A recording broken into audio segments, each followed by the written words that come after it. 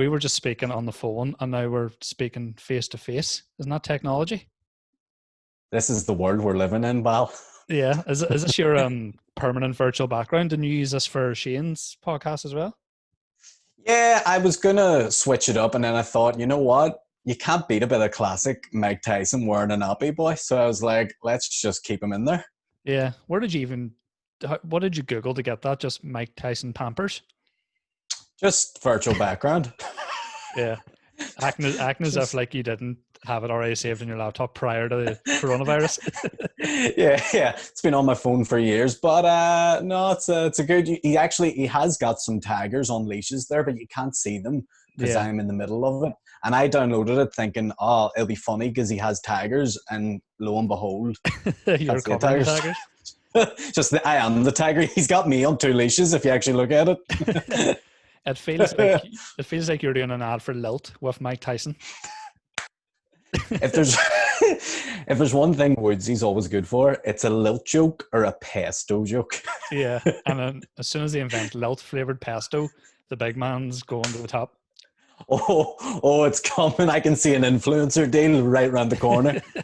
Imagine being the guy that's like, oh, LILT pesto, that's my thing. You know what I mean? Yeah, well, that is you. Yeah. I said no to Nike and Mac and all that shit. Nah. Urban Decay, nah. I don't even. Yeah. Urban Decay's makeup, isn't it? I don't even know. No, it's one of those rap groups, I think. Is it? Where are they from? Portadown. Yeah, 100%. Are we live? Is this rolling? It seems to be. I just pressed record on the Zoom and this just to see if it was Wow. working all right as a wee test. Can you hear me okay and all that jazz? And Oh, yeah, I can hear you nicely. Do I sound good? mate, you sound so sweet. What are you using? Just your voice or your wee thing? I've got the tones of my voice, and this is like a Zoom mic that's connected to a lav that sits on my neck here. So I don't even hold anything, Woodsy. We're next level here, mate. Yeah. God bless you. Yeah. Fuck it, mate. Well, it's sort of it'll probably be a weird start to the podcast in a way because let's face it, it's us two speaking. If there's anything weird, yeah, it's Yeah. us. And I just hope that this podcast is similar to our trips to the Clayton in terms of duration, particularly. Oh, well, in that case, I might get the battery charger for the laptop because I don't think my laptop has a 48-hour battery on it. Yeah, and I don't think you have enough sugar in the house that'll keep you going because I learned that about you very quick, that you just seem to have coffee as an accompaniment to sugar, basically.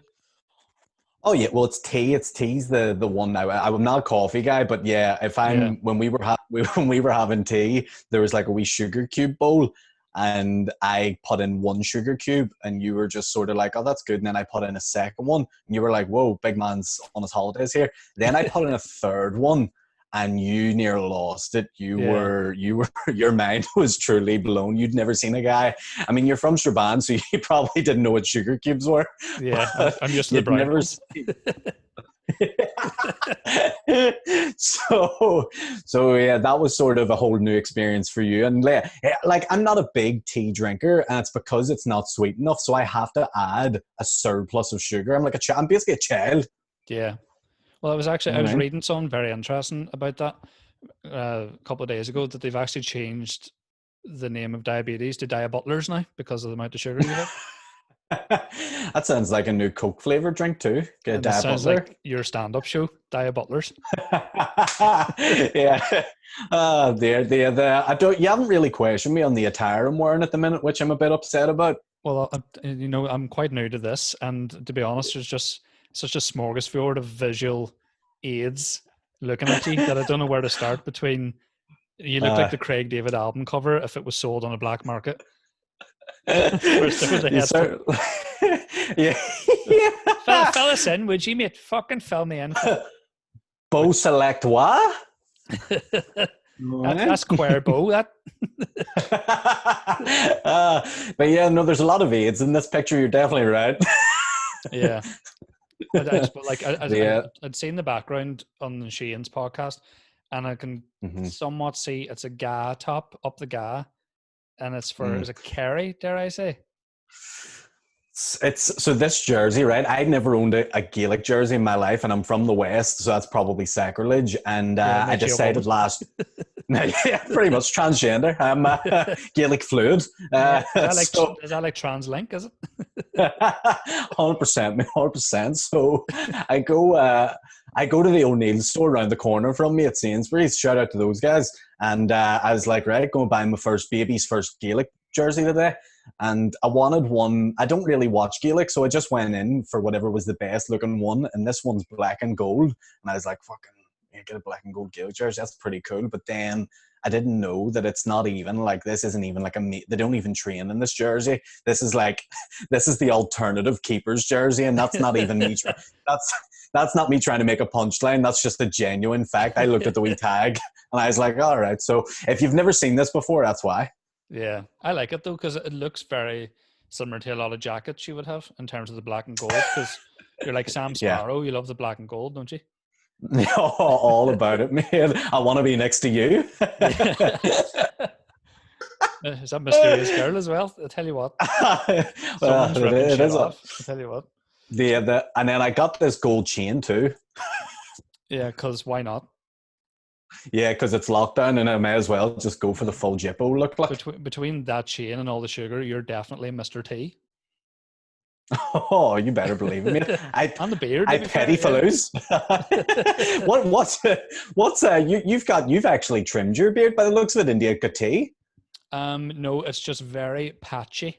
It's very the Sugar Hill Gang Apache.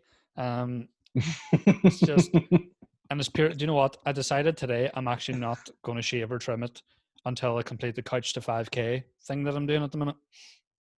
And how far in are you to that? Started week 5 today, so it's many weeks. 9 altogether. So I've started 5 today. So I do Monday, Wednesday, and Friday. And I'm just going to be a lazy her outside of the cardio in terms of grooming until I get all this done, and then I'm going to shave like a bastard. Yeah, see, I started growing my facial hair in March, and now it's the end of May coming on to June, and I've realized that I don't have like a finish line. Do you know what I mean? Is that the extent of it now, what I'm looking at? Yeah, that's the far it's grew so far, and it probably doesn't look too bad on camera, but believe me, in person, it's like just ridiculous. It's all long and shaggy. Yeah, I think it's the same. Like it's deceptive over like Zoom conversations. You're like, yeah, it looks alright, and you see it in person. You're like, it looks like a Brillo pad, just glue tacked to your fucking chin, doesn't it? You're like, yeah, but you've got a good amount on the chin. Is that on your neck as well? Well, not even. So I shave like up to here, but because it's like growing down, it's now just looking all sort of blended as one. Like, yeah. I don't. The other day, I was at the point where I was like, I'm gonna fucking just shave this all off right now. I just was in one of those moods. You know, you get in one of those moods where you're like, I'm just gonna clean shave all this. I'm just gonna fucking shave, mate. I'm just gonna whack this off. But then I was like, nah, fuck it. I'll keep the good fight going. I don't want to. I'll be sad the next day. I'll be sad the next day if I whack it off, and then I want it back again. So I think I don't know. I'm going to give it a hint to the end of June, and then that's it. I'm just going to shave. Yeah. Is it the same one with more month? Your hair, like your head hair as well? Is that the vibe there as well, or are you?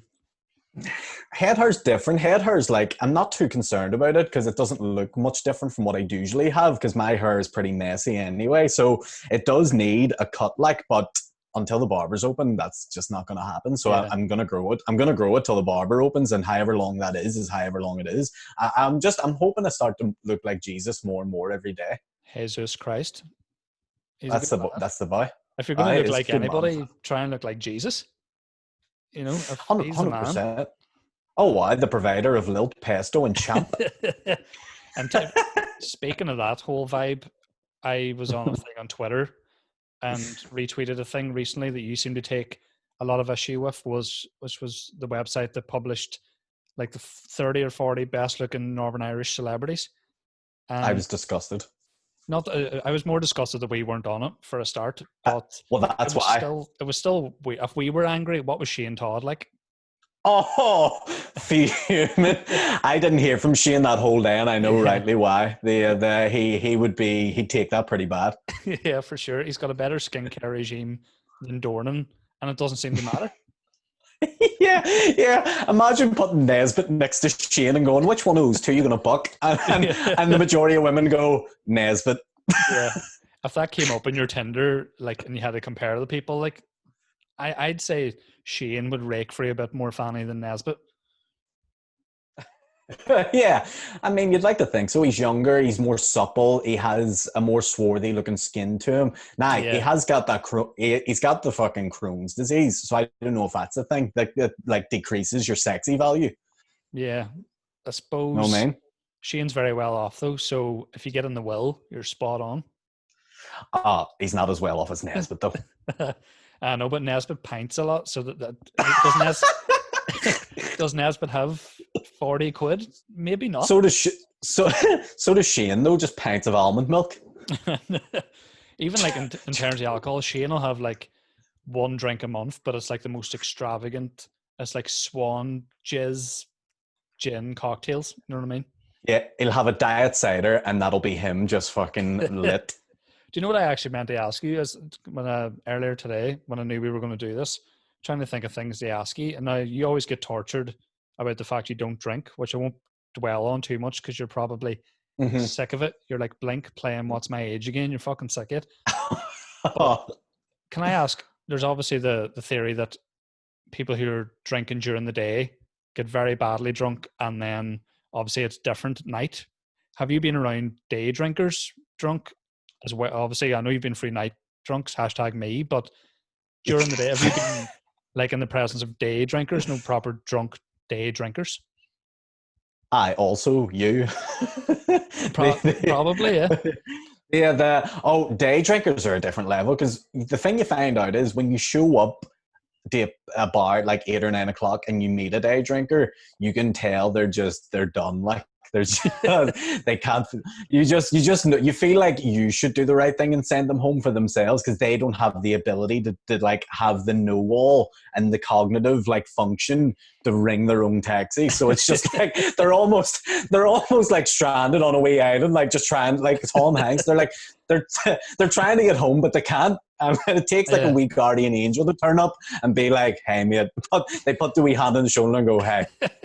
Yeah. It's time, and they sort of look and go, and then you just that's what has happened. But yeah, it's fucking like day drinkers are crazy people. Yeah, so even you noticed it, like that. It's definitely a worse drunk for sure.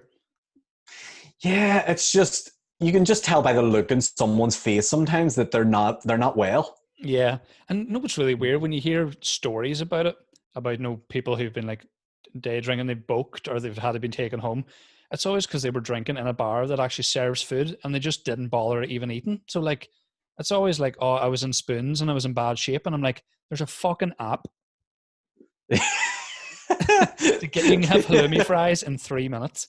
There's no excuse going out. Didn't eat fuck all, but had like 13 quid worth of drink, which in spoons is supermarkets. Oh, that's yeah. That's a lot of booze. Like, it's fucking It's just one of those things. Like, I don't drink, but it's not like I'm a fucking sour face either. Like, you know what I mean? I'm not one of these people that sort of go out and look down at people or don't say anything or whatever. I just fucking march to the beat of my own drum. You know what I mean? Yeah, and the fact that you bring your own drum to every meeting is handy. I do. It's a lambeg. I like to get the practice in. Not this year though, because lambeg, GAA, top fucking. Am I doing this wrong? Well, I'll tell you what though. If I do any promotional ads for LILT PESTO, you're bringing the bongos. Oh, you better believe it. I'll bring the drum too. Am I right? I'm sure yours are like bongos during this lockdown. Chat to me. Bro. Oh man, I tell you, it's rough being a single guy during this time. That's all I'll say. Yeah. Have you fucked a hole in your couch yet? Because I heard stuff. Google Street View for your house is very interesting at the moment. No, I'm not. I'm sort of not at that level. I do have a little bit of. I do. My couch doesn't want to fuck me back, so I'm like, fuck it. I can't. Like, you know, it's not consensual. It's not consensual. I don't know what I'd say. Consensual. It's not consensual sex. So I sort of screaming DFS. Do you reckon you could probably work up to the couch and just do like an ottoman first, or then maybe do a wee stool, and then into the fucking recliner, and then bag deep in the corner sofa? I think what you really would want is like a beanbag sofa, you know what I mean? Because then you could fall asleep in it after. You know what I mean? And fucking, let me tell you something. I feel like I'm fucking carrying a beanbag in these trousers here. It's fucking the old, if you know what I'm getting at, like but I mean, not like fucking. Your scrotum, do you think? Is that what you're at? Scrotum? Yeah, my balls, my big balls. Your ball pouch. My ball pouch. Your testy satchel. Yeah, the old gluten-free carrier, if you know what I'm saying. The old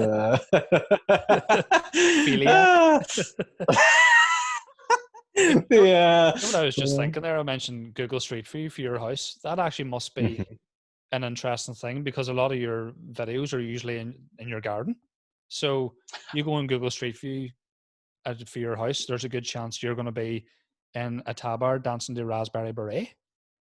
Oh, 100% dressed in like an Elvis onesie, just sort of flinging fireworks into the next door neighbor's garden. For a video. I'd love to see what they see. Like, they're just like going to fill up the kettle at the window, and you're just outside just spinning on your head to Run DMC. Yeah. They're putting out the wee washing line, and I'm just out there fucking with a money gun and a jet. I know, like, the weird thing is that my neighbors are a little bit weird. Like, one side just never communicates with us. They just like don't want to talk to anybody on the street, just keep to themselves, do not care. So like, they'll like, all right. Yeah, very much. No, not even. They're full even. Catholics. Yeah, I mean, they might be. I don't talk to them to find out, for fuck's sake. They might be witches for all I know. And then I've got the other side. The other side then is full of like 600 kids, but they're all varying ages. Like, one's like 84 and the other one's like 6. So it's like, it's a real mixed bag. And so they're all just sort of in and out of the house, fucking making noise. And then they've got, each side has like dogs too. So I'm in the middle of trying to like make a video, and all you hear is ruff, ruff, ruff, ruff. And I'm like, fuck's sake, will you let me say my lines? I'm in the Pirates of Penzance this year. Get the fuck. It's a great show, by the way. Very great show. I'm annoyed I didn't get to see it, because you played the Penzance and did very well. I played the Penzance, yeah. I will, if you want, I will genuinely send you the video of it, and you will have the best laugh you could ever have. What's it actually about? Is it like, is there pirates in it? Yeah, to be honest, man, it's a show that was written in like the end of the 1800s, but people still perform it today for some reason. And I was in it playing one of the main roles, and I still don't even know what it was about. All I know is there was a pirate. There was a pirate, and I was the head of the police force, and I had to arrest the pirate. But then the pirate didn't want to be arrested. Shock. And then we busted out into song and did a wee kickball change, and the show ended. Yeah. So it's like Long John Silver versus the PSNI. That was the original title, and then they couldn't get the copyright, so they ended on the Pirates of Penzance featuring Aaron Butler. Yeah, or Jack Sparrow versus the Ra. The sequel, part 2. But I do like a good musical now. What other musicals have you been in since your life began? Well, I've been in Greece twice. I was in Jesus Christ Superstar. It is now. Athens is glorious this time of year. I was in Jesus Christ Superstar, which would have been good now because I have a good look for it. I was in Fame. I was in Footloose, and I think that was it. Right. You were in Greece twice. Did you play the same role twice? I think you told me this before, but no, I played the first time. I played Duty. Which sounds like a wee smick from the Falls that lays bricks. I need this wall built. Get fucking wee Duty on it. Wee Duty free. He loves it. It's not fucking free. Charges a fortune, for fuck's sake. Cheap fags. He's still selling DVDs out of backpack, for fuck's sake. Anybody looking at this Betamax, mate? Anyone looking Back to the Future 4? Looking, so played, and then I played Kaneki at the Grand Opera House. That was the biggest one. Kaneki is the best. Is that his actual name? Kaneki? Like Kaneki Doherty? Or what the fuck? Yeah, no, that was what he was baptized as, sure. And didn't he get Rizzo? Well, he thought he got Rizzo pregnant. Wasn't it Rizzo? Yeah, it was Rizzo. He has a big character moment in the second act where he thinks he's got his missus up to duff, and then she isn't up to duff, and he just proceeds as he couldn't give two shits. Like. Yeah. I was actually dressed as Rizzo from Greece when I first met Lisa. Trivia. Swear to God. Is that conquering out? What? Give me the context of that. Well, I can still hear you. Basically, it was fancy dress party at a mate's 18th, and I had sort of been dared to do something that no one would expect. So I dressed like one of the pink ladies, but not even Sandy. Went for the one that just shafted everybody. Like she was a knob ninja by fucking Rizzo. A knob ninja's so funny. You know what I mean? You've definitely been workshopping these on Lisa in the house over the break, haven't you? Oh, the puns. Oh, I amongst other things, I just. God bless her. She's a saint. Shouldn't need to be. I like how you chose Rizzo. I mean, to be fair, it wouldn't take much for you to look like Rizzo at the minute, even. True. Sandra Dee was a bit of a stretch, to be honest. Like those trousers. Nah, not going to happen with my bag. Aye, plus her tits are smaller. I know, she's got two wee giblets, basically, isn't it? She's an A cup. You're more of a fucking C, at least. Yeah, the big man's. Well, not so much now. I'm down to a B plus or whatever the fuck it is after this. The big man's like yourself, well chiseled. Oh, wow! I see that right there. That's a fit guy right there. But I. What are you doing during this whole lockdown to keep fit? Because I know you're kind of reasonably into it. Just as you're just dancing your troubles away. To be fair, I do some dance workouts. Like there's a YouTube channel of this guy who hosts them, and he's very homosexual, but part of the charm of doing the workout with him is that he's real like complimentary in a gay way, and it makes you feel class. Like you'll do the dance and you'll do the dance and he can't even see you doing the dance back, and he'll be like, "Oh my God, you're so fantastic," and I'll be like, "I love this fucking guy. Like I think I want to marry him," type thing. What's he called?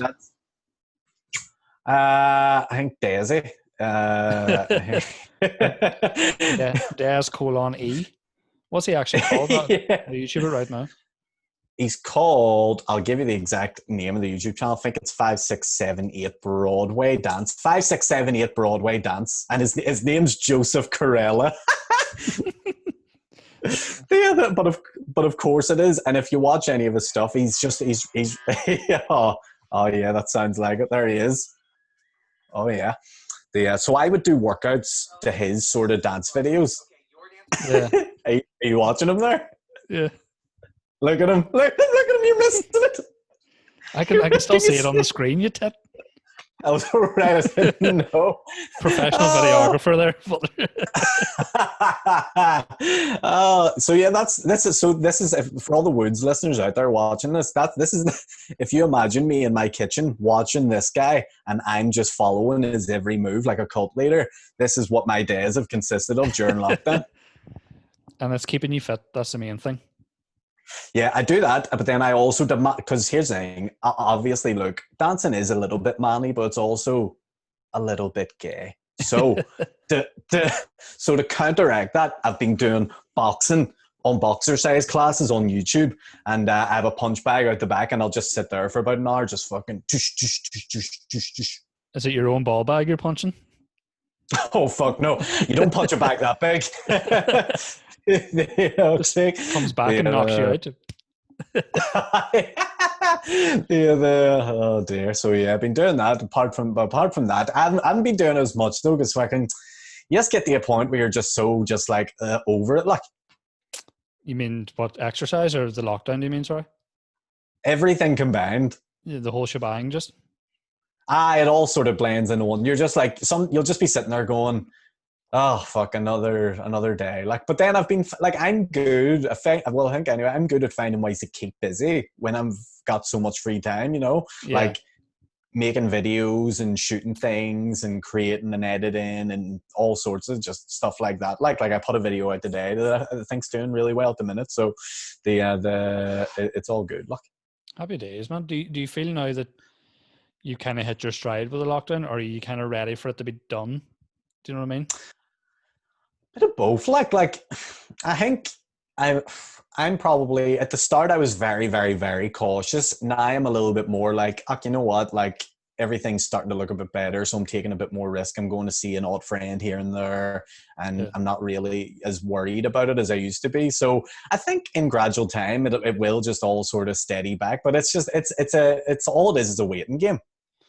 Yeah, I think that's the worst thing about it, is that there's no real definitive end date. So until we get and it always seems to be all these meetings that are just very vague, but they are positive, but they're still very vague. So it's not like you don't have a specific time to look forward to where you're like, right, we can get back out and go for a coffee or some shit, or go to the Clayton for 13 hours. Like it's the lack of definitive information, I think, is getting in my wick a wee bit, to be honest. Like, well, yeah, that's what you got to sort of blank out, because what you need to understand is the reason why they can't give a definitive date is because if they do that and then something does go awry, then everyone will fight back on. But you said we'd be getting on this date no matter what, and then you'll have just a whole bunch of. So it's almost like the lesser evil is to just give people a rough guideline, like, look, here's where we're at, type thing. But I mean, fucking. We're all in the same boat. We're all in the same boat. Like, so fucking, you just gotta make the best of what you can, you know? Yeah, just fucking do the locomotion. No, that's one of the dance tutorials I've been doing actually on the. But the thing that the people that you see online who are like the most vocal about the fact that they, there's no definitive end in sight for the lockdown date wise, they're the ones that you see pop up in Paddy McDonald's WhatsApp messages, being in the Royal at fucking 5 a.m, surrounded by hundreds of people singing Cascada. And you're part of the problem. You have to stay in the house, you dickhead. Yeah, we have to give a shout out to Paddy McDonald for just supplying the most, like, it's hard to even describe it. Paddy, you'll just be sitting in your house, just everything's calm, peaceful, and then about 6 WhatsApps come through from Paddy McDonald, and it's just a series of videos of people going absolutely mental at each other. Yeah, and you feel like you should get arrested for even watching them. Yeah, it feels like some sort of illegal activity having them on your phone, and Paddy's just messaging them going, that's about drugs, and you're like, all right. as if he wouldn't know, basically. Apart from that, but arguably, out of any comedian in Northern Ireland, the one that should definitely have a podcast is Paddy McDonald, more than anybody. Oh, could you imagine the stories? Like, he's got stories for everything, to the point where I know that we've done this when we're in conversation with him, bringing up random niche subjects to test him to see if he has a story, and he always fucking does. We were like, do you remember Paraguay? That time we went to Paraguay, and he was like, I used to Paraguay for a stag, and where did he fucking hear I fisted an octopus with my dick? He's just invincible. Yeah, he's been through such wars, but yet is still standing. You know what I mean? And as well, Shane brought up a great point. Like, Paddy will always show up, and there'll always be a story for him to show up with. Like, he never just shows up and goes, all right, guys, how's it going? It's never a hello. It's always like, fuck's sake, the water in the house and the pipes just broke, and I had to go get a saucepan and then go get the neighbor's saucepan. We had to get the water and wash the kids with the water, and it was a fucking nightmare. You're like, yeah. Paddy, I've just met you. Yeah, just order your fucking food and shush. We're in Zen here. Yeah.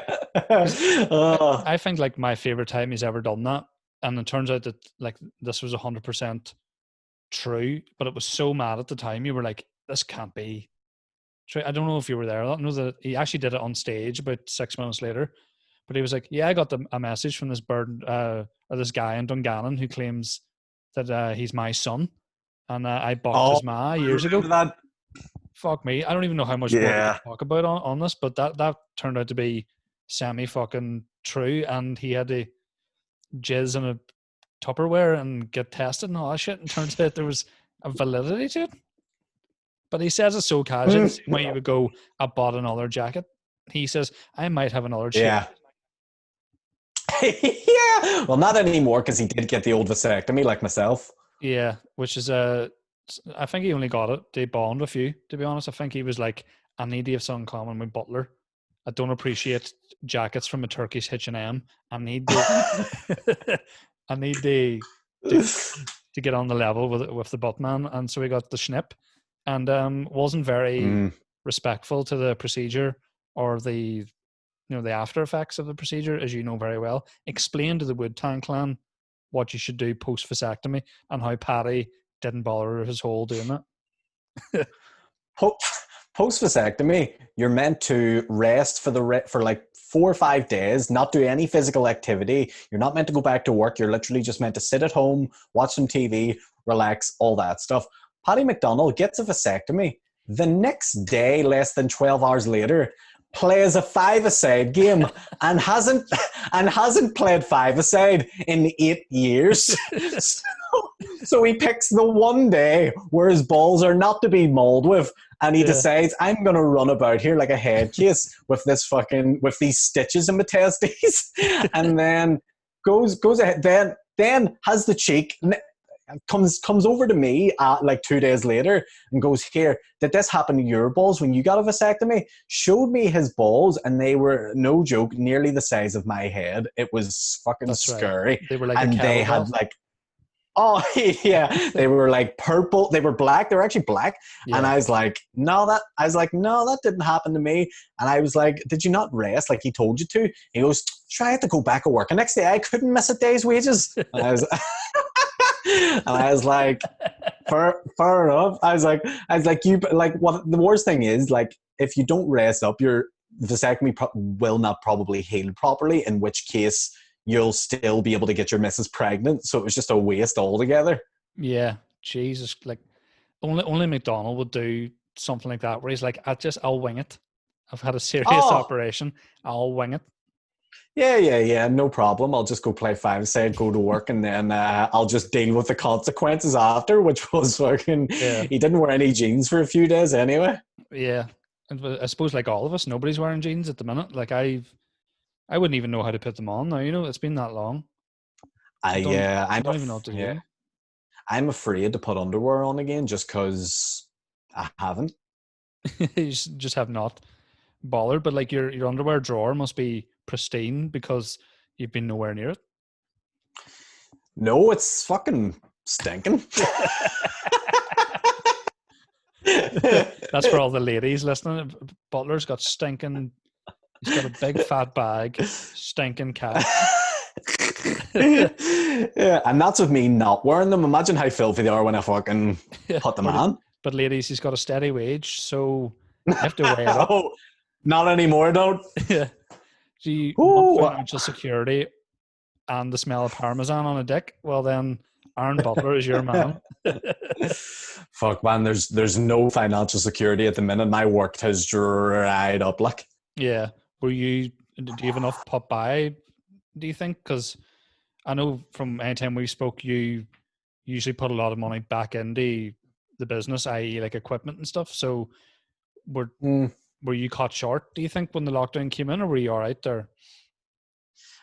No, I'm all right for, like, I could put it like this. If like lockdown was to go on for the next year, I'd be okay. However, if it was to like go past a year, I would then start to get a wee bit panicky. Although for the time being, it's okay. And I think I do have time to make adjustments and get more work and sort of prospect for whatever the future holds. Like, but it's scary for fucking, like, I know it's scary for everyone and stuff, but my industry in particular, the photography, videography industry, no one's doing nothing really at the minute. Like, I'm talking to people and I'm like, what are you doing? And they're like, nothing, there's no work. But like, you just gotta get on with it. Like. Yeah, I suppose you're lucky as well that you don't do like weddings and stuff, so you didn't exactly have to worry about that. But some videographers exclusively do weddings, so like, I'd argue that if you did do weddings, you're actually in a better position because there'll be double the amount of weddings happening next year, and all your bookings that you had for this year will carry over next year most likely. So yeah, that's true. I didn't think of it that way. Yeah, well, for me, for example, I'm mostly a corporate event filmer, so Yeah. there's no corporate events happening for a long, long time. Like I was lined up to go to one in the States and all in August, like did last year and stuff, and then that's completely just out the window now, which is it is sad. Like, but I think you always have to remind yourself it's not the worst thing in the world. Like when you still have what you have, your roof over your head, your family, your friends, your health, and all those things. In the bigger Yeah. picture, it's not that big an issue, but you do just have it. Like, I think it's the same with like boys wanting to do gigs and stuff and us wanting to get back to stand up. Like, I'd love to go do a gig right now, but in the grand scheme of things, you just got to be thankful for what is actually good in your life, Yeah, because I was thinking about that a few days ago, where I was like, I'm working from home, but I'm still Mm, same wages, like it's still Monday to Friday and stuff. But there's a lot of people great. out there that aren't getting that, and it must be tough because yeah, it's like it's there's nothing worse than being skint when there's stuff happening. Do you know what I mean? Where you're Mm, like, fuck, I have no money, I can't go see, you know, mm-hmm. any comedy gigs, I can't go to the Odyssey, I can't go out for food and stuff like that there. But it must be worse when you've no money and then like there's nothing to do. In a weird way, it must be worse to be skint and you're like, well, I can't even like even if I got a tenner from a mate, I couldn't do anything with it. You know what I mean? You can't even really treat yourself. You know what I mean? Amidst the skintness. Yeah, it's just I mean, look, it's sad for a lot of people out there, and you have to think as well of people who like work in the shops and work in the hospital and stuff who are like genuinely putting themselves at risk every day. Yeah, Like those people as well who aren't getting that much reward for it when you think about it. Like those people are always the least paid, but they work the hardest and the most in times like these. So the it's just look, I'm not in a group like it's shit what's happened to all the people who are freelance and self-employed and all that stuff, uh, but you gotta weigh it up that there is always someone sort of who has it worse than you do, true. really. Even like for some of the the NHS workers or people who work in that sort of field, unless you're showing your ID constantly when you're outside, you're still getting dirty looks. Because I know that Lisa's Mm-hmm. mum works a lot in like no old folks' homes, and she had to Mm-hmm. do a run just to the pound shop to buy like a load of like hand wash. But she Mm-hmm. was getting dirty looks from people because they're like, that bitch is just fucking taking all the hand wash. She actually had to say to people in the queue, yeah, I'm buying these for like 60 odd, pensioners in a home. Do you know what I mean? But Yeah. unless you show your ID, people are like, ah, you're chatting out of your hole. Do you know what I mean? So it feels like unless you've got your ID fucking tattooed on your forehead that you're in that field, you're still going to get dirty, dirty looks from people. So even though you're one of the people who deserve more credit, you're getting fuck all unless you show your ID. Yeah, yeah. And it just goes to show as well, times like these brings out the best, but also the worst in people, Yeah. I you mean, know? between like, there's lots of stuff. Even just social media definitely has been a godsend in terms of people being able to live stream. Like acoustic. Mm, Even just like doing like Zoom. Like I'm getting tired of Zoom mm, quizzes, but Zoom's still a very handy thing. Like this is the first Zoom podcast I would have done. Um, yeah. the Zoom quizzes, I only did about 3 or 4, but they make me feel like a tit. So I'm going to avoid them for a while because I don't know anything. Oh man, but like I'm the exact same. I've came last in like most of them. I had one where I came like fourth, and that was like my highest rank, like, and that was in a group of five. So That's a group of three. yeah, yeah. So like, but part of me does it just for the banter. Like, I don't do it for fucking like. I sort of go into it knowing I'm probably going to be shit at these. I just think after a while, I'm just like, here, I would need to get one question right. Do you know what I mean? Like the ones you did Uh, for that quiz I was involved in, there's questions that pertain to me specifically, and I got both of them wrong. Uh, yeah. Like, what year was your show when you were like, oh fuck, that's a real it curve. was the year of the squad show at the Ulster Hall and the year of my Woody Licious show in the alley, and I got both wrong. Yeah, I tried to give you a fucking setup, like Yeah, the that was what was good about that one was it was multiple choice. So I think multiple choice is the way to go because at least then people have a chance. I think when yeah. people do quizzes, when you do those quizzes where it's like, oh, it's an open-ended question, it can be like, I don't fucking know. Yeah, you really like you come up with some stupid answers where you find out the answer was Gorgonzola and you put down Cambodia as the answer and you're like, ah, bollocks. I literally wasn't even close for fuck's sake. Speaking of Yeah, stand-up, but though, I do feel we should talk. Like, I was trying to figure out today, was the first time that we met, was that gig in Molly's parlor when we had hot chocolates, or was it when we did that football match? Do you remember the charity football match we did back in the day? I want to say it was Molly's parlor, but you might be right. It could have been the charity match. Yeah, I can't remember. Did you have any like first impressions when we met each other? No, like I had a vague awareness of you through. I knew that you were on Find Me the Funny and stuff like that. I knew all that, even though I didn't see it, but I just knew of that. But no, I can't like. No, we just had a hot chocolate and just hit it off.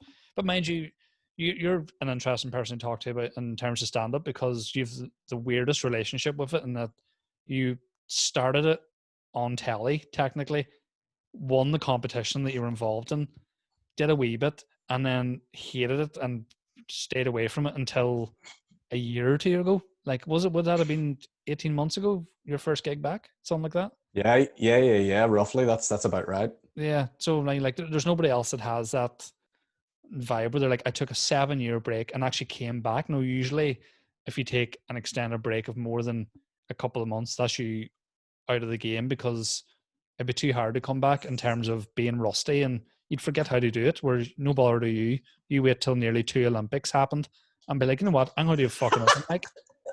Because I was at it. I remember your first gig back. That's the only reason I spoke about it. Because you're the only person I know that Yeah. took a break of that magnitude and came back. And now you obviously enjoy it. Like, how does that work?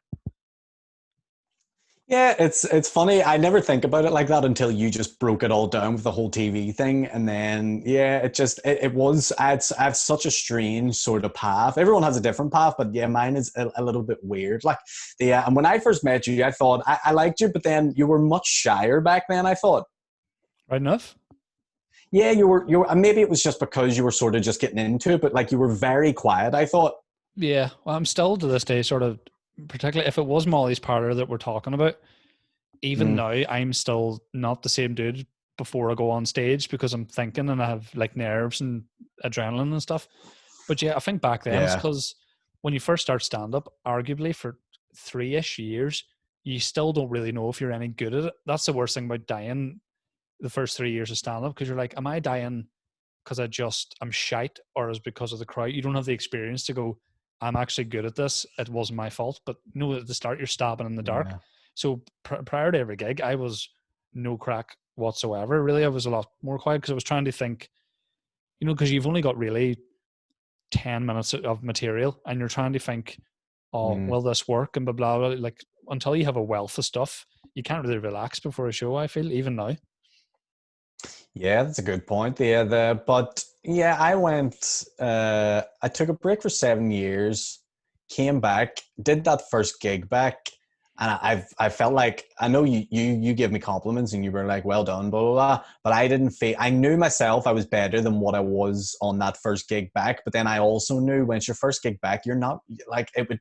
If I did kill it or storm it or whatever, that would have been I don't know. It just maybe would have been. It wouldn't have felt right or so. I don't know. I feel like I wasn't supposed to storm or kill that gig. I was supposed to just shake some rust off Yeah. and get some mic time and just get a bit more comfortable on stage. And I was still sort of doing it like for the first sort of year back, and even still today. I think I still have a lot of stuff to work on. Although I will say, I feel like I was getting way more consistent towards the end there, and I was lining up a lot of good gigs, and I was having a lot of good shows and Yeah. I feel like my set was coming together really well, and I was getting a lot of good jokes and great big laughs and stuff for bits I was doing. So, Yeah, I agree. I um, agree.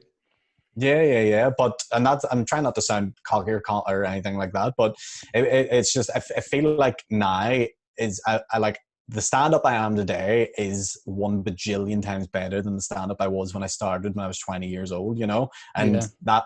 And it doesn't make sense because I didn't do it for 7 years. So I essentially didn't do something for 7 years and then got better at it. Yeah. You definitely have the most unique relationship with stand up, because everyone goes through phases of not liking it and it's not what you Mm, expect. But obviously when you started, like post Find Me the Funny, which for anybody that doesn't know was like a stand-up talent competition way back. I know you spoke about it with Shane mm. on his podcast, but was there like an expectation once you finished that show and were one of the winners? Was there like an expectation for you personally that you should have been like going on to bigger and better things from that and shouldn't have to be, doing open, like as many open mics and stuff? Does that make sense? Where you're like, am I on a higher pedestal now through the show because you had notoriety, I suppose? Yeah, and you have to remember as well, I was much younger, still trying to find who I was as a person, very naive, very immature. I'm still mature, like, but very just new to the world and didn't really know. I didn't really know how to work things or what place I fitted into or what crowd I was in or what open mics I wanted to do and stuff like that. And I remember leaving the show after the show finished, and the producers of the show brought us all in for a meeting and were like, so what do you want to do from here? What's like your next thing? And I was like, I don't want to do open mics anymore. And they were like, okay. And I was like, yeah, I don't like the sort of bar. Like I love doing like nice gigs is what I was trying to, what I wanted to say was, I like doing nice gigs that are organized nicely. But back then you were doing gigs in like a bar in Lurgan to 6 people who wanted to fucking just be at home and they just wanted to go out and chat and they didn't want to listen to your shit. Or you were doing like a gig at the Pav to 4 comedians who didn't want to hear your shit. And what I should have communicated was, I don't want to do gigs like that, but instead I said it as, I don't want to do open mic gigs anymore. And then I started getting confused with myself. I was like, it was tough because I was younger and I felt like there was an expectation of, oh, you should be better now because you've been on TV. But realistically, I had only did like 12 gigs maybe, you know what I mean? And that was like after the Fringe and after all this stuff. And we did the Ulster Hall and all this stuff. And I was like, I just don't know. So I was a wee bit lost, confused. And then I also felt, because I was so young, I was 20 years old, I was like, I can't get up on stage and dictate to people, hey, this is what life is like, because people will just watch and go, mate, you haven't even lived. What shit are you talking? You know what I mean? Yeah. And then I had a good run doing some student gigs. Like I did Mandela Hall and I did like the some of the Queen's gigs that they organized for like the Rag Society and Bar Sub and all those different places. And I remember I used to do great there because that was like my audience at the time. But then I would go into like a comedy club like McHugh's or the Empire or whatever like that. And I would just just die a million deaths. Like, yeah. Do you feel if you had went on Finding the Funny and say didn't get past the first stage or whatever it was, would you have still felt the same after doing a few more open mics? Or do you reckon your trajectory would have been different? Yeah, I think like there's a real butterfly effect that happens, especially at that point in my life. And I actually say it for Shane as well, because me and Shane were in the same audition room together. I got through, he didn't get through, yet he went on to have such success and he played the Waterfront Hall. I filmed the show. It's just like such this crazy little story we have together. It's so cool to be able to say because we are such good friends. And it's great to see that he went on and did that. And then, but part of me thinks, I don't think he thinks this, but I think because he got knocked back, I think it was good for him because he just stuck at it and kept working harder and kept getting better. And he was really passionate about it. And it was probably better for him not to get through Find Me the Funny. You know what I mean? Yeah. But I don't know. I don't know what would have happened with me. Like I had already like booked my own open mic gig, not my own, but I had booked to do an open mic at McHugh's bar when it was running before Find Me the Funny. So I would have did that and I would have tried to get more open spots. And I don't know. I think Find Me the Funny helped in a way because I got to meet people like Mickey and Sean and all the other boys and Shane and the rest of it, which was great. And those boys we all helped each other and talked to each other and had chats about comedy and stuff. Yeah. But yeah, that was good. But in another way, I think that was good for me because if I didn't have that, I don't know what way I would have turned out. I might have just not been good at all. Yeah. So stand-up was always something you were going to do regardless of Finding the Funny. If it didn't exist, you would have done it eventually in McHugh's. And 100%. I was lining up to do it anyway, and then I seen the poster for the show and went, fuck it, I'll go and do it. And then, just fluked my way in, got through, and then that was it. Just did a few gigs and what was the moment you kind of knew you were going to give it a bash? Is it a certain comedian that you watched, or was it just you're always funny at family parties and with your mates and you were like, time to take it up a notch sort of thing? Yeah, well, I think I had always been creating my own sort of video content since I was like 12 years old, and I always loved making like funny videos and stupid, silly videos, and I continue to do that until even to this day. So that was a big thing, and I was all like when I was in my teens, like I'm talking like 11, 12. I would watch like Eddie Murphy Saturday Night Live every single episode. I'd watch Eddie Murphy Delirious, anything of Eddie Murphy, and I would watch anything of Richard Pryor, and I'd watch Chris Rock. I was massively into back then as well. Yeah. Like a lot of Black American comedians was my inspirations for comedy, which is weird. And then as I sort of grew up and got older, I just still loved all that sort of comedy and humor, and it was that was inspiring to me. But then I also had just the urge to do it as well, which I think, Yeah. I think you do just have to have something inside you that wills you to push you on stage and to make you stand up and go, oh, I'm going to do this. You know what I mean? Like, I Yeah. think, I don't think anyone timidly gets into stand up. I think you fucking, you want to do it. Yeah. It's interesting about the Eddie Murphy thing because I'm Mm, the same boat as you in terms of how much I still love the guy, like regardless of fucking strange people and annoying a Spice Girl and releasing a few yeah. stinkers.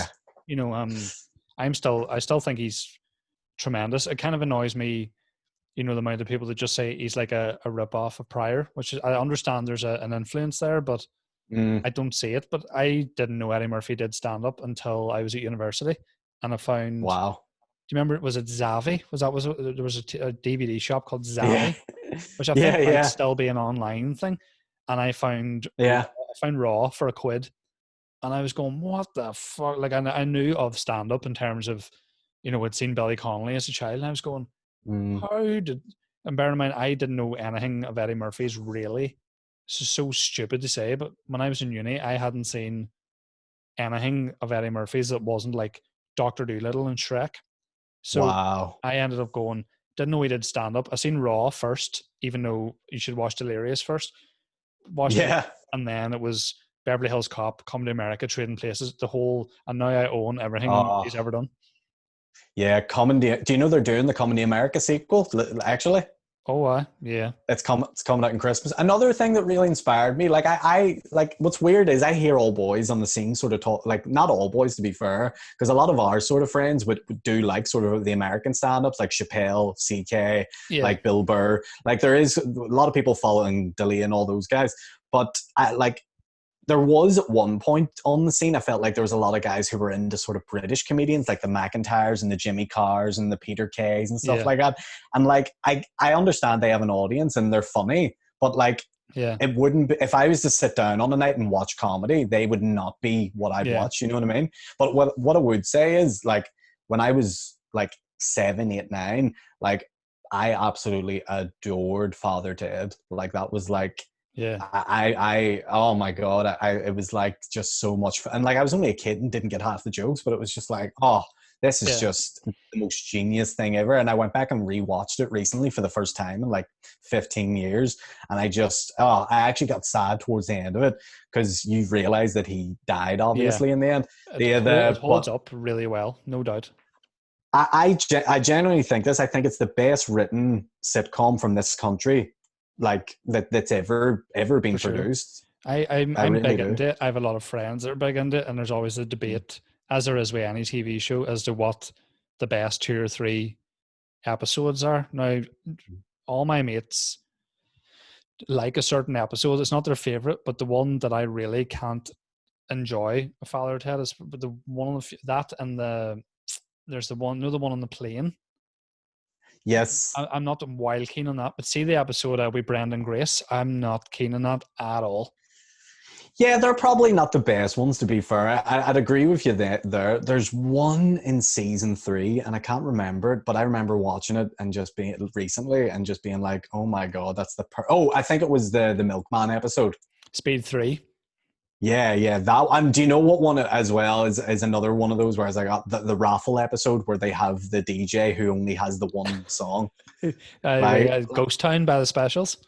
Yeah. Oh my God, that one was great. And like, there's just what I think. It's one of those shows. I think it has the best one-off characters in any sitcom. Yeah, because I've always felt like a decent sitcom the strength of it is the minor characters who don't play as big a Mm. part, or maybe an episode every 30 episodes they appear. Hence why like The Simpsons is so good, because there's so many of those characters that you don't see for maybe half a season, and then Chief Wiggum shows up with a diamond line. Do you know what I mean? And I felt the same about Father Ted, to the extent where I always forget about like John and Mary in the shop. I always forget they exist until they appear. Yeah. And then you're like, oh, Yeah. fuck yeah. That's not like, Yeah. that's what I've always felt anyway.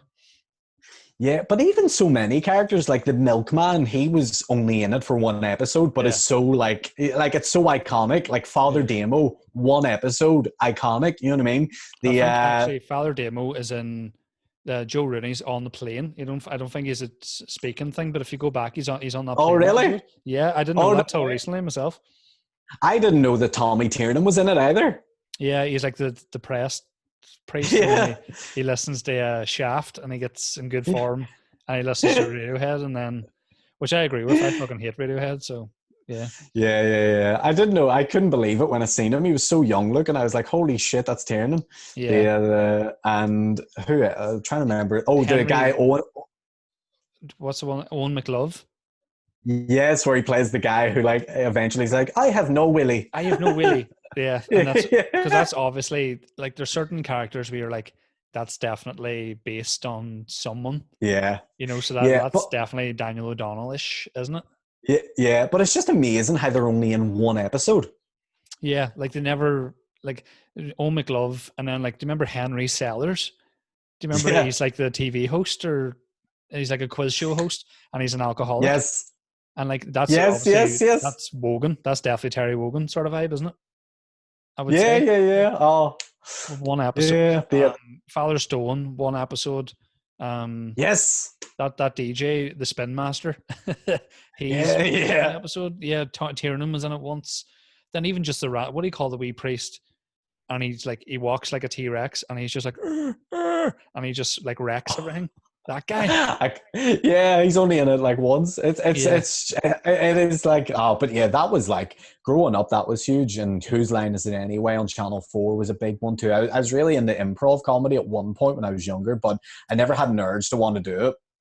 Yeah, I'm not really. I don't know enough about it. I haven't seen it enough to really gauge an opinion. But Whose Line was never something when I was growing up. Like Father Ted was a huge one, and then like The Simpsons. It's not too about Father Ted, and that Dermot Morgan was never really keen on being an actor, but was told frequently that he was the man to play the part.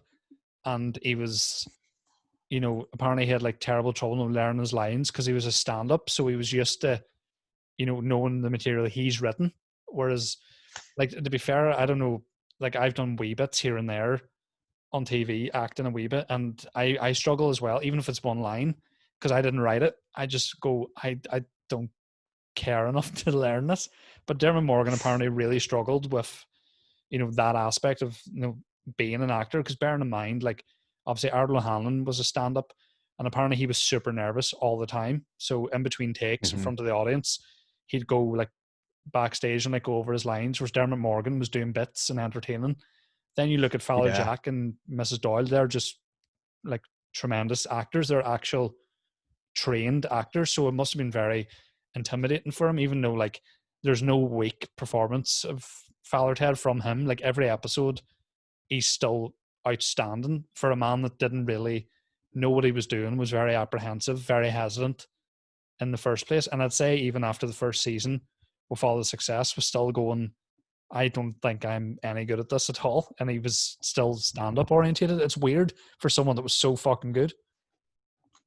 Yeah, and it genuinely is a tragic story too, because like he did such a great job on Father Ted, and he did the third season, everything wrapped up, and he'd worked so hard to get his big break, and then when he's on his peak and when he's about to get like the next big thing, or they're going to offer him the next big TV show, he passes away, and it's like what could have been, or you know, it is genuinely and flipping. He's such an inspiration when you look back on his career and what he tried to do in terms of comedy and stand up in Ireland and sketches and the characters he came up with even before Father Ted, and you're just like, the guy was a machine, like he really was. But he got his big break with Father Ted, and then that was just it. It was just like that's you're done. Because you think like anybody who's ever been on that show to this day can still put it on a poster or like put it as a Yeah. credit, and it's recognized and really esteemed, even if they were in one episode. Like we know loads of comedians that were in an episode that can still sell out decent sized venues off the back of being on it, even if it's for 3 lines. You know what I mean? So what would he have done? That's definitely a question we'll unfortunately never have the answer to. But I see what you mean. Like he was the biggest Yeah. comedy star in this country at that time. Like no doubt. Yeah, and when you think about it, maybe it's almost not that it's better that he died, but like he died out on top. You know what I mean? He didn't go out like washed out or has been or never having achieved something. Like he went out when he was like at the peak of his success, and that's something that not a lot of people can say. But what was it? There was something I was going to bring up for you, but I can't remember it now. It was something Father Ted related, but it's gone. It's weird. Like, that's what it was. Sorry. It's weird. It's weird that this is what I was thinking. It's weird that there hasn't been like another Irish sitcom that's came along that's been to that level. You know what I mean? Yeah, because like I'm just when you said initially, you know, that it's the best sitcom from this country, I was trying to think of what would have been second and third. I mean, there's some good stuff, but not that's had the impact, you know, and the rewatchability of Father Ted. Like I quite like Young Offenders. I quite like that. Well, Dairy Girls is always brought up. Like they always say, Dairy Girls is such, and like I've seen bits of it. I've not seen it all, but I genuinely just don't think you can compare the two. I think Father Ted is still miles above it. Like, yeah, and plus they're too different. At the end of the day, like Father Ted's got that surreal aspect as well, where you know you can tell this Graham Linehan sort of input, where you get the random mad bits, like for your man, the priest that they always call on the phone, and then he always ends up dying or stabbed or something. Whereas Dairy Girls is more traditional sort of jokes, like it's very straight down the bat jokes. Like Father Ted had some really surreal moments, and there couldn't be an episode of Dairy Girls where one of the girls is on a milk float that if it goes less than 2 miles an hour is going to explode. It's, you know, it's a entirely different vibe. So I don't think they're equal, but to compare them, as a lot of people seem to, it's just like trying to compare the Mighty Bush and One Foot in the Grave. We're like, they're two completely fucking different things. But that's always the thing. No, people seem to compare shit all the time, and it doesn't really make sense. Where they're like, no, who's better, Michael Jackson or Led Zeppelin? And you're like, they're both great, but fuck's sake, they're completely fucking different. You know what I mean? Why do people do and you could say that for a lot of things. You could even say like local comedians here. You're like, comparing like Shane Todd to Colin Geddes. It's like, although they're two different acts. Like, absolutely, yeah. You can't really, and that's one thing I've always said about the Northern Irish scene in terms of, you know, the people that would slag it, you know, from afar. But in terms of variety of act, you know, any of the big gigs we did for charity, like earlier this year, last year, there's nobody really that is like a carbon copy of anybody else, even though a lot of us are from the same area. Like you think of like me and McCann and Kesey and McCartney are all from Tyrone. But that's 4 very different comedians. You're from the West, as is Paddy and Kieran Bartlett, and 3 of you are, you might even talk about the same stuff, and it doesn't matter because the way you do it is completely different. To Kieran calling someone a cunt, it's completely different. Oh yeah, well, no one can call someone a cunt like Kieran Bartlett can. Like, mate, sparkling. Champ. But for anybody that would like listens to this that doesn't know about Kieran Bartlett, he's the most aggressive comedian on the scene, to the point where if you heckle him, he'll destroy you, no bother. But even if you just answer his question, he goes mad as well. Even if you just go, where's the toilet? It'd be like, over there, you can't. You're like, all right, bro. Jeez. You gonna pace yourself, you fucking pacey bastard? Yeah. It's definitely it's definitely like, it's a good scene that we're in now, and maybe that's the difference for you personally. Maybe coming back to it, that you've come back to maybe a different, albeit maybe stronger scene than when it was during the Fame of the Funny days. I mean, was there a lot of gigs available? If you wanted to go flat out for a year, what could you really have done? I mean, you have to remember Northern Ireland in general is small. So to have the gigs we have in this country at the minute, I think is very impressive. The likes For of sure. Lavery's, Pugs, the Empire, all the other ones around the country like Daly's and all the other little comedy clubs up in like Derry Brickwork and things like that. Like there is a Yeah. good amount happening. And back then there was some happening. Not, nowhere near the amount that's happening now, but it's more to do with the quality. Like the quality of gigs at the minute are just so good compared to like I used to just have so many. I think it was more just to do with the fact that Northern Ireland had no idea what a comedy gig in a bar was 10 years ago. You know what I mean? Yeah, for The sure. or if they did it had to be in the Empire, nowhere else. Absolutely. But now people are more like, oh yeah, they're all about the experience and going out and enjoying a night of entertainment live, and it's become more of a cultural thing, which I think is great to see. Like Yeah. I think boys like Colin, boys like Shane, and all of us who are trying our best to gig and put on great shows and write great material and just be as consistent as we can. I think that's really there's been a real boost of youth among this, even though we are all in our 30s now. Like I still think Yeah, we're all old as fuck now. yeah, soon, I'm telling you, soon enough, man, 10 years, there's going to be like some new kids coming up. We're going to be looking at them going, look at these fucking Yeah. losers. And they're going to be looking at us going, look at these old fucking guys, think they still got it. Yeah. Are they the guys from the Blame Game? Are they? Like, as Yeah. cheesy as it may sound, and like it might sound really sort of brown nosing or whatever way you want to describe it, but like a lot of our like scene at the minute is obviously down to the people that are doing stand up, no doubt, and the promoters. But you have to look at the people that are constantly coming out to see like all of us, and then you get people that go, they'll have seen you 4 times in a year, knowing you were on the bill, hearing maybe some of the same bits. But do you think at one point there must have been? Because I remember I was sitting in work, and in the space of like a fortnight, Colin announces the first SSE, then Mickey announces Ulster Hall, Shane announces a tour, McCann announces a tour, Dave, and then suddenly I book a solo show, and then William Thompson has a solo show, Paddy McDonald. Everyone, what I mean? Everyone at one point is selling tickets, and there's been none of them have been pulled due to low sales. Paddy Raff, another example, like he's selling a lot of tickets. So, what if someone is a massive Gaddis fan, loves Paddy Raff, like loves Shane, likes all our stuff, but you see people that are coming out solidly. You know what I mean? And there's a Yeah. lot to be said about Northern Irish comedy crowds, because Yeah. by that example, people who are based in the South of a certain level should be playing fucking, the arena down there, like a smaller version of it, like people like, Foyle Arms and Hog, and then there was people in Scotland who are of a similar level, and people in England, but they're not playing arenas or doing solo shows comfortably. Like when I was down in Dublin, Richie Bray, who runs Cherry Comedy, was saying like he wasn't doing comedy when the squad played the Ulster Hall, but he was like, that's like me and 5 other people booking Vicar Street.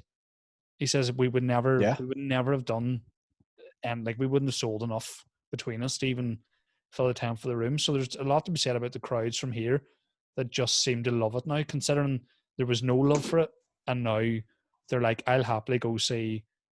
Say you announce 4 work in progress shows ahead of a solo show, you would get a lot of the same people at all 5 gigs, just because they're like, I like seeing how this bit becomes this bit. Do you know what I mean?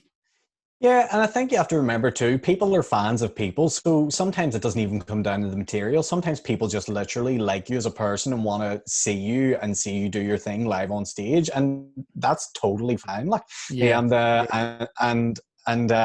yeah, it's good to see, but then it'll be interesting to see what happens when coronavirus sort of goes away and the lockdown all goes away and things start returning to normal. Like, I do think there'll be a good impact on gigs in terms of people will want to laugh after us and people will want to go out and do things that they weren't allowed to do before. Although I Yeah. also see there could be an impact on some of those bigger gigs where people maybe can't afford tickets as much as anymore. They can't afford the babysitter. They can't afford to do this sort of thing. So they have to limit the nights out they have to take. And that could, like, I hope it doesn't, but there is a worry for live events to take a hit in general over all this. Yeah. Smooth, by the way, whatever just happened there. What did my audio sound okay? I dropped a mic. No, you sounded fine. Yeah, I just thought it was like a glass of water or something you'd spilled there. No, no, no. It's a USB wire mic, but it's all good, baby. Am I right? The LILT PESTO. I tell you Oh, yeah. one thing I definitely wanted to speak about, because I wouldn't be able to talk to any other comedian, maybe Kieran, about this, but Power Hmm. Rangers. Oh, mate. Who's the best? Oh, it's Tommy. Tommy, and then Jason. Yeah, I think you got to go Tommy, Jason. Then it gets a little bit tricky who you rank, like, because you get into different seasons then. Yeah, because if But you look at like the original, like Billy was what 52.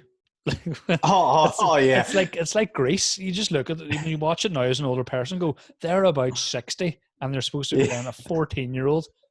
Like yeah, Judy looked like fucking. He should have been, he could play like an older fucking dad in Happy Days. You know what I yeah. mean? Dude, he was going through menopause, like. He was getting the hot flushes. The oh well the oh why What do you call? the Sorry to interrupt you. What do you call the wee ginger-haired girl in Greece? And during the song, she's like, "Was it love at first sight?" That girl. What do you call that? Trout. I don't know what special needs character you just did, but I think you're talking about Frenchie. Is that she's got ginger hair and she has the Johnny Mathis vision? Is that her? Beauty School Dropout. Yes, indeed, that's her. Yeah. Frenchie. That was a perfect impression. I think you'll know. Oh Frenchie. yes, Yeah. spot on. I thought I was looking at her right in front of me. But yeah, Power Rangers. Tommy's the best. Jason is in second, and then the rest of the original cast. Who gives a fuck? Like, Yeah. Like I still feel Mighty Morphin is the best series. Maybe. yeah. Oh yeah, yeah, yeah. That well, like there is some good series later on, but there's not anymore. Like there was one series called Power Rangers in Space, which was quite. It was actually a decent one. I remember watching one and was in space, but it was called was it Power Rangers Lost Galaxy? That came after Power Rangers in Space, and Oh, Lost Galaxy was okay.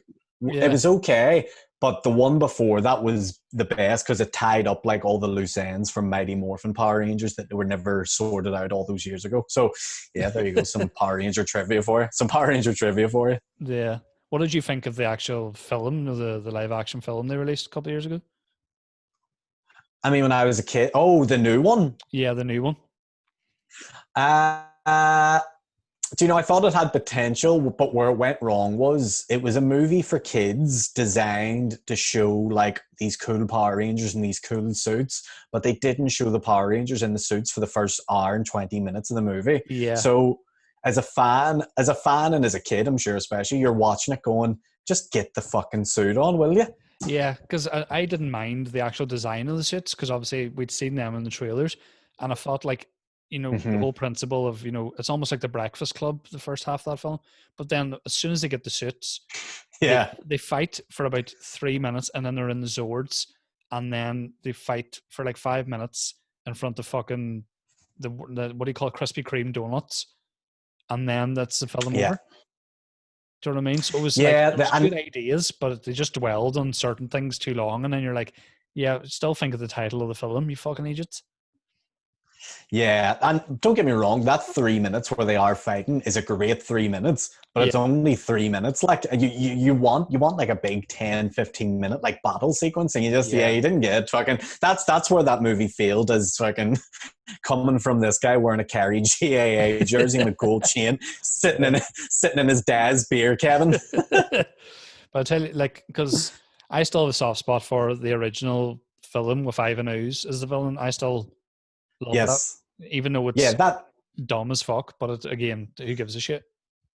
Yeah, it's a cult classic, and I think we had talked before about maybe doing like a live stream of me and you watching it and doing a full commentary just on everything that's happening, like a podcast type thing. I'd happily do that because I've rewatched clips of it. I don't actually own it, but I've rewatched clips and just went, "This is fucking stupid." Plus, I'm weird about that film in that I don't like your man Rocky or Adam. I don't like either of them two.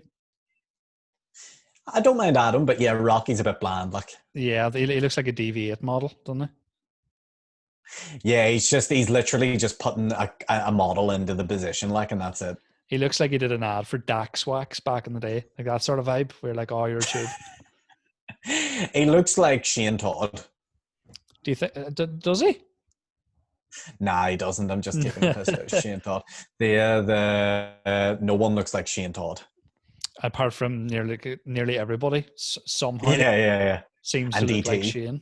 But again, it's like, yeah, I don't like every second day. Shane seems to have something that he's been sent where it's like, oh, here's me on fucking Love Island or Celebrity Bake Off or Yeah. some shit.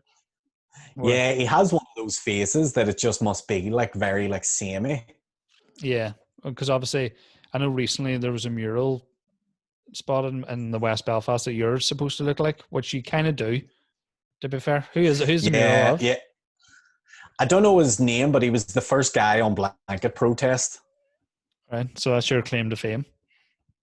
I look like the first guy that was on blanket protest. I look like to put him in a time machine and put him into today's world, and he's just especially like dressed, especially like with the gold chain and just like, whoa, what the fuck happening? Aaron Butler is the man out of time. I think you're watching Power Rangers. You know what I mean? The land there with a wee blanket in my hand. I'm fucking starving. Isn't Eddie Murphy fucking great? Chicken balls for me. do you properly are you properly missing stand up? Do you at the minute properly missing it? Or are you all right? Do you think? I mean, I can survive, but don't get me wrong. I do. There isn't a week that goes by where I don't think about when I can't wait to do a gig again. And I look for my material and I go, oh fuck, I cannot wait to do that bit again, because I feel like I'm getting so pumped. Here's what I've been thinking. Imagine the first Lavery's back. It's going to be dirty. It's going to be dirty. It is gonna be fucking insane. Yeah. I'll probably not be on, but even just to be there, just to see and listen and hear everything is like, that's. I'm excited for that. I'm excited for the first times back, for sure, and I'm and just all the gigs coming back. It's just, like I say, there's just times where I look at the material and go, fuck. Shane was talking to me a day about doing some warm-up slots for him when he does his next tour and stuff. And even just the thought of that got me so excited. Absolutely, man. Yeah. It's I think once all this is over, no one's going to be particularly choosy or really fussy about where they gig, in terms of doing open mics or whatever. Oh, yeah. Everybody will be keen. Oh, yeah. Go on stage, which could be a good thing. You could end up doing stuff that prior to this you probably would feel you weren't going to do anymore. Whereas I'll do anything once all this is lifted now.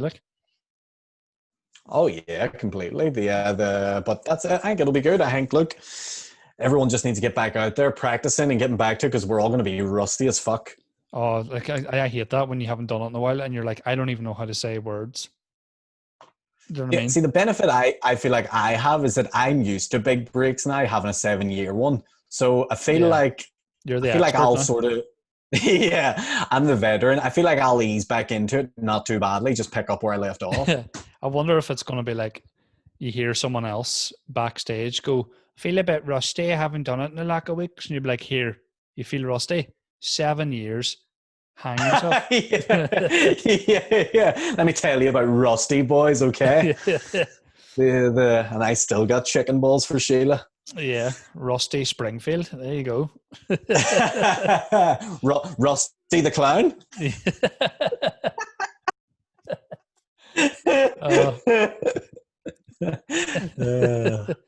I love them. Man. I miss this. Yeah, whenever this is lifted, even just the crack that's going to be had, even if we all went to the Clayton, it'll be great banter. Oh, as soon as we can get the Clayton for a tea, I expect us to be there 100%. Yeah. I'll have a coffee and you can have a pint of sugar. Oh, yeah, completely. Like the wee sea biscuit. Yeah. Because I'm actually been trying to think, what am I going to do when all this is lifted? Because obviously all the families down Strabane, obviously you've seen your parents, but family-wise, is there anybody you would you haven't been able to go out and see because of all this, or mates and stuff? Just my granny is really the only one, but I would video chat with her. I talk to her, regularly enough. Well, I just think it's class. Is she savvy enough to do it all without assistance? Yeah, you just basically have to phone her on WhatsApp and she'll just answer. You know what I mean? Yeah. So it's handy enough, like, but I always just I love it when she answers and I just make fun of her for a while. It's good crack because like she's always wearing the same cardigan for some reason, and I'll always just make the joke. I'd be like, "Fuck's sake, have you still not got changed to that cardigan?" And then she like takes it serious and goes, "No, I've only put this on," and I'm like, "You haven't just put that on." Like it's just me taking the piss out of her for about 10 minutes. Then I hang up. She probably hates it. It's good to see that even amidst social distancing and a lockdown, we haven't lost our capacity to slag, I feel. Yeah, and like she'll put the phone on and I'll go, "Fuck's sake, that house is stinking." You reckon you fucking do the guttering there, would you? Yeah, and like I like Irish grannies take their fucking cleanliness and house fucking cleaning very proud. Like, she's like, "It's not stinking." And I'm like, yeah. They're sitting there, they've wrapped like 2 J cloths around their fists and they're just like, "Come at me." Yeah, Conor McGregor style. I was slagging my dad, something rotten, because to be fair, there is a logic to what he did, but I still had to slag him where he said that because obviously he's by himself and we can't go see him at the minute. He was saying that he's only got the one phone, so he's got my sister to get him a second mobile phone.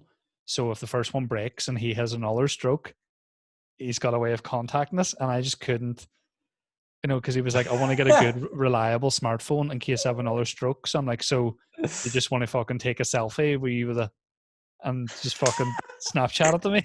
Because I talked about it even on WoodsTalk last week, where I was like, he was like, "Oh, I have to get a more reliable phone so I can contact my kids should a second stroke happen." Just to be, you know what I mean? Just to be accessible. God bless him. Huh? Yeah, his wee stroke phone. Yeah. I was my dad the other day told me a funny story. I'll share it with you before we wrap up. He was telling me I love about. how you're saying we were that's fine. Yeah, because the Buttman has to get going soon, so he does because it's getting late. Have you got a booty call? Oh yeah, that couch is waiting. The sofa's in there. Fucking keep the plastic on it to practice safe sex. No need, sure. I'm fucking sterile anyway. Well, tell the story and we'll finish on it. No pressure. No pressure. So we were talking. We were talking.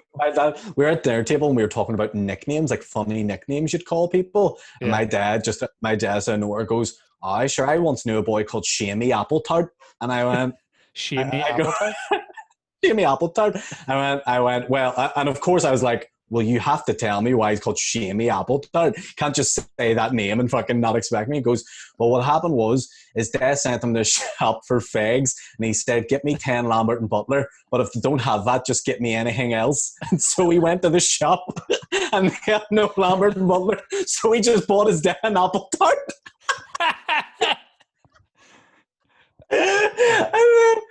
And then here's my favorite. Here's my favorite part about that story. It's not that like it happened, but it's the fact that guy's now 52 years old, and it happened when he was like 9, and he still goes by Shamey Apple Tart. I'm like, that's worth searching on Facebook for sure. See if he's on there. But no, the thing is about that. So he was sent for fags, and then said fags weren't there. So instead of looking like at the section he's already looking at for a replacement, he goes to get the apple tart, which I've never been to a shop where the apple tarts and the fags are in the same section. So he might have had to leave to tell him, be like, "Here, Sheila, hold on a minute," and then just go down and be like, "Well, I got a Claire's or a Pavlova apple tart. There you go, big son.